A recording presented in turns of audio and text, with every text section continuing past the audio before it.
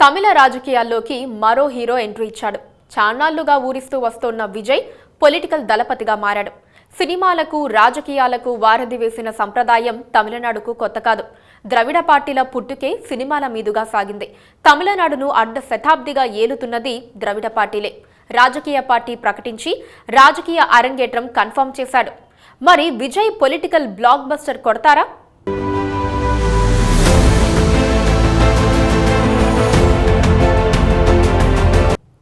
తమిళనాట మరో కొత్త రాజకీయ పార్టీ ఆవిర్భవించింది. స్టార్ హీరో దళపతి విజయ్ పాలిటిక్స్ లోకి అడుగుపెట్టారు. తమిళ గలవెట్రి కలగం పేరుతో కొత్త పార్టీని ప్రకటించారు విజయ్. పార్టీ జెండా అజెండాను త్వరలోనే ప్రకటిస్తామని తెలిపారు. దళపతి విజయ్ పొలిటికల్ దళపతిగా మారుతున్నాడని టాక్ ఇప్పటిది కాదు, ఎప్పటి నుంచో ఈ ప్రచారం ఉంది. కాకపోతే ఎప్పటికప్పుడు ప్రస్తుతానికి అలాంటి ఆలోచన లేదంటూ దాటవేస్తూ వచ్చాడు. ఎట్టకేలకు తన మనసులోని మాట బయట పెట్టేశాడు విజయ్. అధికారికంగా రాజకీయ పార్టీ ప్రకటన చేశాడు. తమిళనాట రజనీకాంత్ తర్వాత ఆ స్థాయి స్టార్డమ్ ఉన్న నటుల్లో విజయ్ ఒకరు. విపరీతమైన మాస్ ఫాలోయింగ్ ఉంది అతనికి. తనకు పొలిటికల్ అంబిషన్స్ ఉన్నాయన్నది అందరికీ తెలిసిన మాటే. రజనీకాంత్ రాజకీయాల్లోకి రానని ప్రకటించిన తర్వాత తన రాజకీయ ప్రవేశాన్ని వేగవంతం చేశారు విజయ్. విస్తృత స్థాయిలో సేవా కార్యక్రమాలు చేపడుతున్నారు. అభిమాన సంఘాల నేతలతో పలుమార్లు సమావేశమై రాజకీయ పార్టీపై సుదీర్ఘ చర్చలు జరిపారు. విజయ్ ముక్కల్ ఇయక్కం నిర్వాహకులతో ఇటీవల జరిపిన సమావేశాల్లోనే కొత్త పార్టీ ఏర్పాటుపై తుది నిర్ణయం తీసుకున్నారు విజయ్.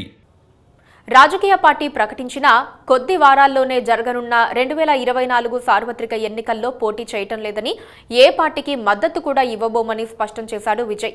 2026 తమిళనాడు అసెంబ్లీ ఎన్నికలే తమ టార్గెట్ అని క్లారిటీగా చెప్పేశాడు.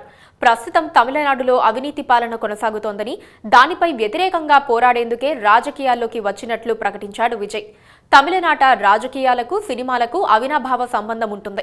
ఎంజీఆర్, జయలలిత, కరుణానిధి ఇలా అంతా కూడా సినిమా రంగం నుంచి వచ్చి రాష్ట్రాన్ని ఏలిన వాళ్లే. రజనీకాంత్ భయపడి ఆగిపోయినా కమల్ హాసన్ మాత్రం ధైర్యంగా ముందడుగు వేశాడు. కానీ సక్సెస్ కాలేకపోయారు.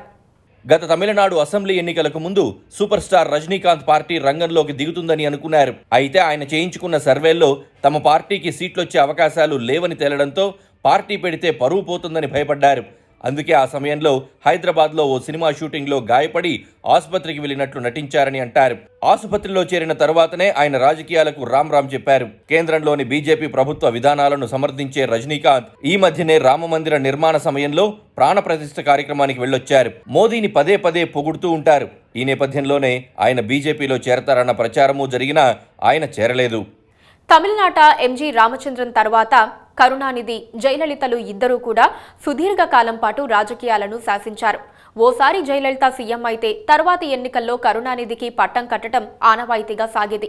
జయలలిత అకాల మరణం చెందినా సరే జయలలిత అనూహ్యంగా వరుసగా రెండోసారి గెలిచి చరిత్ర సృష్టించారు. జయలలిత జీవించి ఉండగానే నటుడు అజిత్ ను తన రాజకీయ వారసుడిగా ప్రకటించాలని అనుకున్నట్లు చెబుతారు. ఆమె మరణంతో అజిత్ రాజకీయ రంగ ప్రవేశం వెనక్కి వెళ్లిపోయిందంటారు. ఇప్పుడు ఈ శూన్యాలన్నిటినీ బేరీజు వేసుకున్న తర్వాతనే విజయ్ రాజకీయాల్లోకి రావాలని డిసైడ్ అయ్యాలని అంటున్నారు. 49 ఏళ్ల వయసున్న విజయ్ 2026 ఎన్నికలే లక్ష్యంగా పొలిటికల్ ఎంట్రీ ఇచ్చారు.